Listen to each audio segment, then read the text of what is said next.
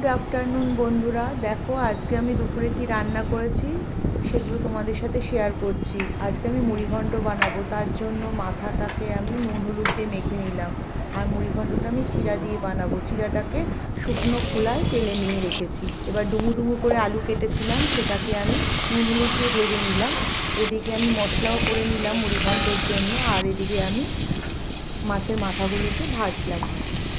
তারপরে তেলের মধ্যে জিরা ফোড়ন, শুকনো লঙ্কা, তেজপাতা দিয়ে সেই পেঁয়াজ, দুপোয়া রসুন, আদা, টমেটো, সেই মশলাটা দিয়ে ওর মধ্যে নুন হলুদ জিরার গুঁড়ো দিয়ে যখন মশলাটা কষে গেল তখন আমি আলুটা দিলাম। আলুটা দেওয়ার পরে আমি একটু জল দিয়েছিলাম, সিদ্ধ হয়ে গেল, মাছের মাথা দিয়ে দিলাম, ব্যাস আমার মুড়িঘণ্ট রেডি হয়ে গেল।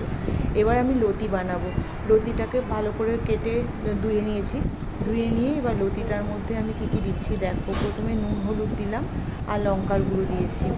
এবার আমি থেতো করে রেখেছি রসুন, সেই রসুনটাকেও আমি লতিতে দিলাম।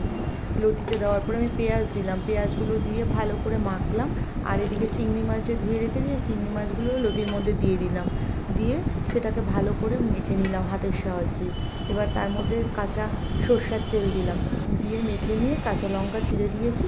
দিয়ে এবার কড়াইয়ের মধ্যে আমি সর্ষের তেল দিয়েছি। সর্ষের তেল দিয়ে এই মাখা লতিটাকে ঢেলে দিয়েছি। আর সামান্য বাটিটাকে ধুয়ে একটু জল দিয়েছি, সেইটুকু, আর জল দেবো না, কারণ লতি পেঁয়াজ থেকেই জল বেরোবে। দিয়ে ঢাকা দিয়ে রেখে দিলাম। এভাবেই লতি হয়ে গেল। ধনেপাতা ছিল না, নাহলে ধনেপাতা দিলে আরও টেস্ট হয়।